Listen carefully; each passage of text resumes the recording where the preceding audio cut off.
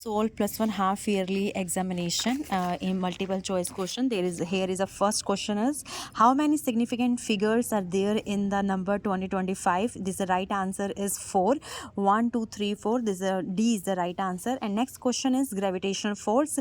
As we know that gravitational force is attractive in nature, that's why A is the correct answer. And the next question is, third question is, which of the following is not a fundamental quantity? Charge is not a fundamental quantity. As we know that 7 fundamental quantities in which charge is not a fundamental quantity. Next question is fourth question, dimension formula of Planck's constant. And as we know that dimensional formula of Planck's constant is mL2t minus 1. And next question is fifth question, which of the following physical quantity has a same dimensional formula as a frequency? तो मैंने यहाँ पे चारों options जो हैं, चारों options की जो है डायमेंशनल फॉर्मूला लिखा हुआ है.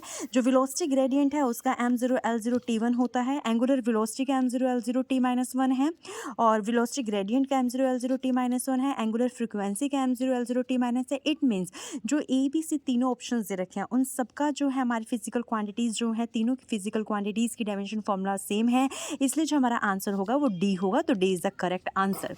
And next question is six question, SI unit of the universal gravitational constant is, as we know that, Newton meter square per kg square. A is the right answer. And next question is seventh question, the number of the significant figure is 0.0032 is, and the right number of the significant figure is 2, because this leading zero we does not count. So 1 and 2, so 2 is the right answer. Here is A is the right option. And next question is eighth question, the dimensional formula of the torque. As we know that, what is the formula of the torque? Torque equals to R vector cross F vector. तो यहाँ से हमारे पास जो dimensional formula होगा torque का ml2t minus 2 होगा. And next question is ninth question, and ninth question is, which of the following quantities are dimensionless? All these quantities, strain, specific gravity, angle, all these are dimensionless, so D is the correct answer. And next question is the 10th question, the dimensional formula of the product of the momentum and the velocity is same as that of the.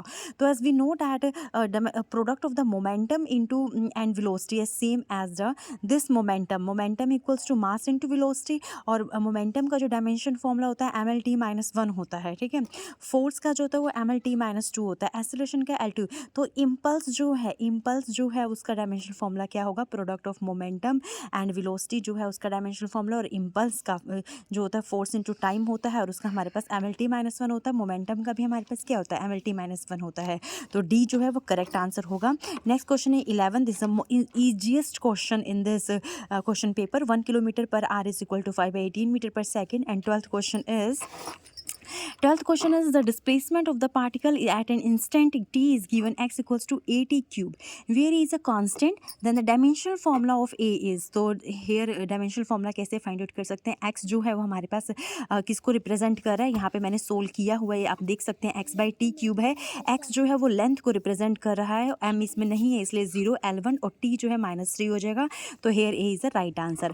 Next question is 13th question, the number of the significant digits in 3.500 and 0.6900 are respectively.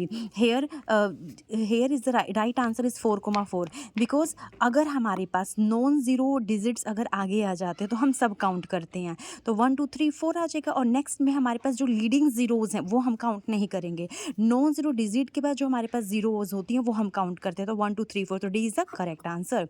And next question है 14 question, which of the following is not the name of the physical quantity? Kilogram is not a physical quantity. And next question is 15 question.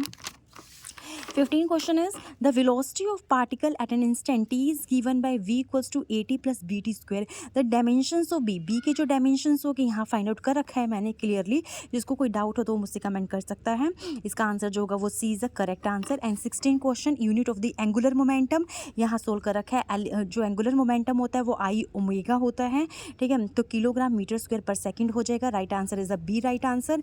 And next is 17th question, the scalar product of force and velocity is called work. Okay, so C is the right answer. And next question is the 18th question, which of the following quantity is not a vector? Speed is not a vector quantity.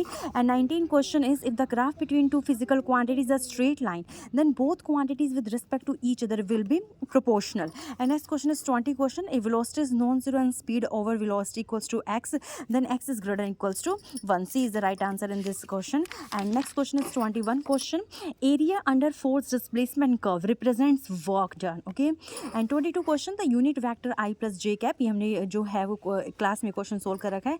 1/√2 I cap plus J cap आ जाएगा. Next 23 question, which one is uniform body following freely under the action of the gravity acceleration. This is the uniform. Acceleration जो है वो क्या रहेगा, uniform रहेगा.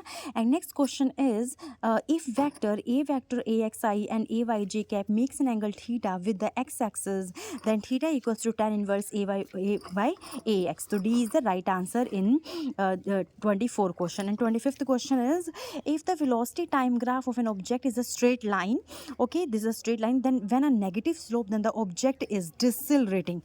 अगर slope negative है, इट मीन्स वस्तु जो है वो डिसलेटिंग हो रहा है. डिसलेटिंग मतलब उसका जो मोशन है वो अपोज कर रहा है कोई रेजिस्टिव फोर्स. तो here D in this question D is the right answer. Thank you so much. बाकी के क्वेश्चंस जो हैं वो हम नेक्स्ट वीडियो में सोल्व करेंगे. Thank you.